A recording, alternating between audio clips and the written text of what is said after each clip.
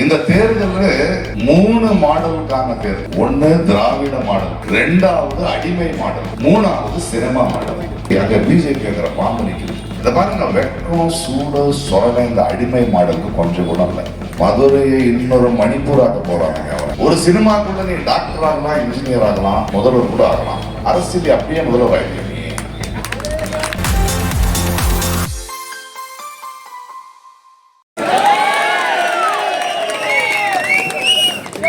ஆனா இன்னைக்கு நான் நடிகனா வரலையே. நான் நடிகனாங்கிறதுனாலயோ அதுக்கு நீங்க காட்டுற அன்புக்காகவே அதை தப்பா பயன்படுத்துறதுக்கு நான் வரல. கொஞ்சம் திறமை இருந்தது, அதை வளர்த்தது நீங்க. நேரம் செலவழிச்சு படம் பார்த்தது நீங்க, காசு கொடுத்தது நீங்க. என் குடும்பம் நல்லா இருக்கு. அதை திருப்பி கொடுக்க முடியாதுல்ல காசை. ஆனா அன்புக்கு என்ன கொடுக்கணும்? இன்னைக்கு தங்கச்சி பாடிட்டு இருந்தாங்க, ரொம்ப சந்தோஷமா இருந்தது. கலைஞனா ஒரு கலை, ஒரு பாடல், ஒரு கலைஞன்ங்கிற பேர் இருக்குல்ல, அது வெறும் என்டர்டெயின்மெண்ட் இல்ல. இப்பேற்பட்ட மேடைகளுக்கும் அது பயன்படணும். ஒரு கலைஞன்ங்கிறவன் ஒரு சமுதாயத்தினால உருவாக்கப்பட்டவன் தான் வரணும்.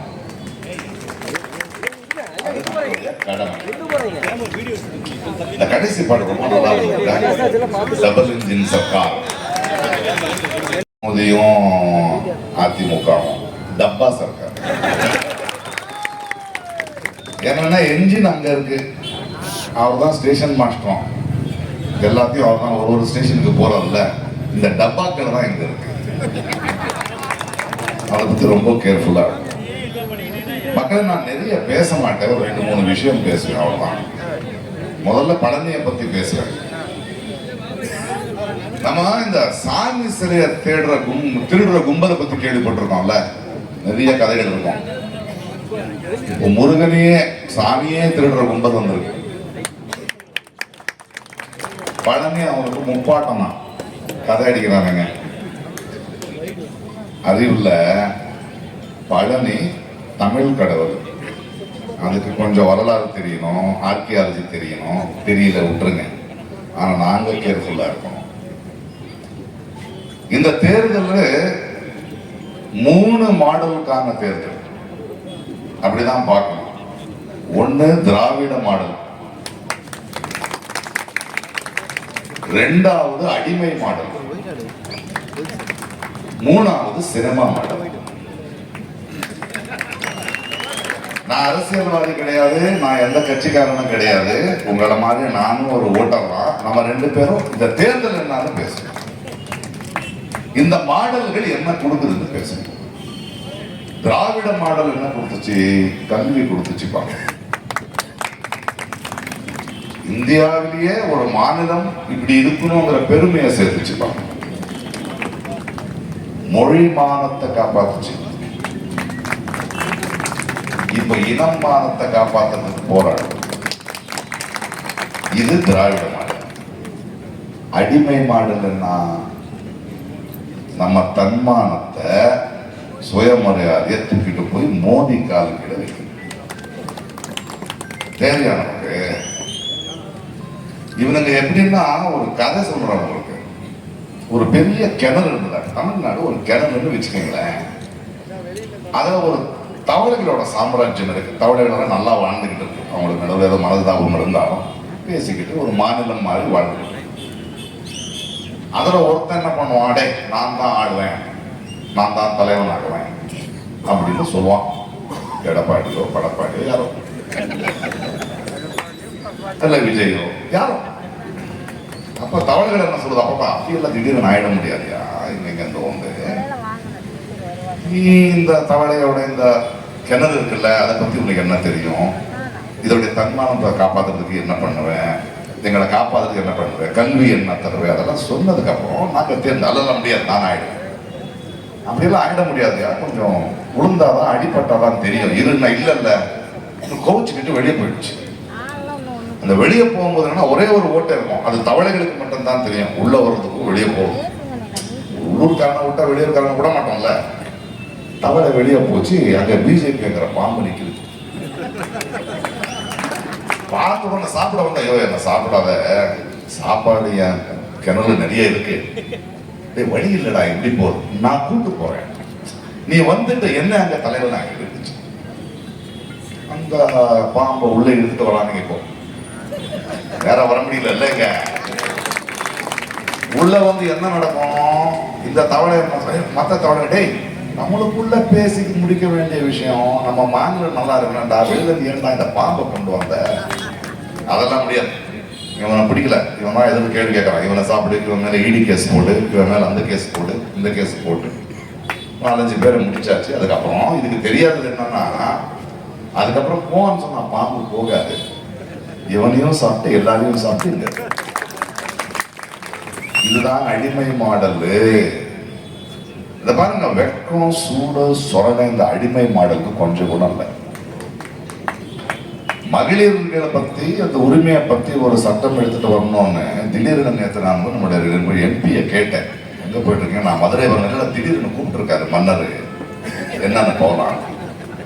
அங்க போன அதுக்குள்ள டீலிமிட்டேஷன் பாஸ் பண்றான். அதாவது இது ரொம்ப முக்கியமானது. ஏன்னா இந்த டீலிமிட்டேஷன் பாஸ் ஆயிடுச்சுன்னா 50 ஆண்டு காலத்துக்கு தென்னிந்தியாவுக்கு இருக்கிற பிரச்சனையை அரசியல் மாறிடும். மக்கள் தொகையை வச்சு எம்பிகளை அதிகமாக்குறாங்களாம். அதை பத்தி உங்களுக்கு தெரியும். மக்கள் தொகையை வச்சு பெரும்பான்மையை வச்சு நீங்க பண்ணலாமா? பெரும்பான்மை தான் உண்டானா உண்மை, அதை மேலதான் எல்லாம் தீர்மானிக்கணும்னு அண்ணா அன்னைக்கே சொன்னாரு. அப்ப மயில் இல்லடா பறவை, தேசிய பறவை, காக்கா தான் ஆகணும். உங்களுக்கு பெரும்பான்மை இருந்தா அரசியல்ல ஜெயிக்கலாம், ஆட்சி பிடிக்கலாம், அது வரைக்கும் தான் பெரும்பான்மை. அதுக்கப்புறம் இந்த பெரும்பான்மையை தாண்டி சமத்துவம், சகோதரத்துவம், அதை பத்தி பேசணும். இவங்க பெரும்பான்மை தான் பேசுவாங்க. நான் எதுக்கு சூடு சொரணை இல்லாம பேசுறேன்னா, இந்த எடப்பாடியோ இந்த மத்த கட்சிகள் இருக்காங்கல்ல, இந்த அடிமை மாடல் தமிழ்நாட்டுக்கு துரோகம் நடந்துகிட்டு இருக்கு. தேர்தல் நேரத்துல எவ்வளவு தைரியம் இருந்தா அவன் பண்ணுவான், வாய் மூடிக்கிட்டு நிக்கிறாங்க பாருங்க. இந்த மாடல் நமக்கு தேவையா? இந்த மாடல் நமக்கு தேவையா? திருப்பரங்குன்றத்தில் நடக்கிறத பத்தி நான் பேச தேவையில்லை. என்ன நடக்குதுங்க? மதுரையை இன்னொரு மணிப்பூராக்க போறாங்க அவருங்க. அங்கிருந்து ஸ்ட்ரெயிட்டா பழனிக்கு வருவாங்க. இதுதான் இவங்களுடைய வேலை. இங்க வந்து முப்பாட்டணும்னு சொல்லிட்டு இருக்காங்க. பழனி கிறிஸ்துவர் அதிகமா இருந்தா பெத்லஹேம் இந்தியாவில தான் இருந்தது, இயேசு கிறிஸ்து இங்க தான் பிறந்தாருன்னு சொல்லியிருப்பாங்க. இவனுக்கு இந்துக்கள் மேல இருக்கிற அன்பில்ல அதிகாரம் வேண்டும், அது மட்டும்தான் வேணும் என்ற மோதிக்கும் இவங்களுக்கும் பழக்கம். இதுக்கான பதில் நீங்க கொடுக்க வேண்டியதா ஒரு தேர்தல். இது சினிமா மாடல்னு ஒண்ணு இருக்கு. ஒரே சினிமால காசு சம்பாதிச்சிடலாம்ப்பா, பெரிய ஹீரோ ஆயிடலாம், ஸ்டார் ஆயிடலாம். சினிமால ஓகே.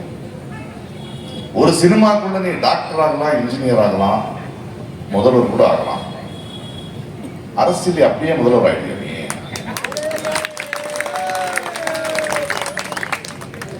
யாரு அரசியல் பேசணும்? என் அளவுக்கு அரசியல் பேசிருக்கியாப்பா நீ?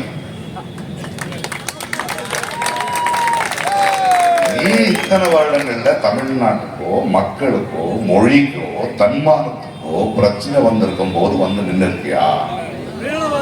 உங்களுடைய உங்க மேல மக்கள் வச்சிருக்கிற நட்பு, அன்பு, திறமைக்கு அரசியல் இல்லை.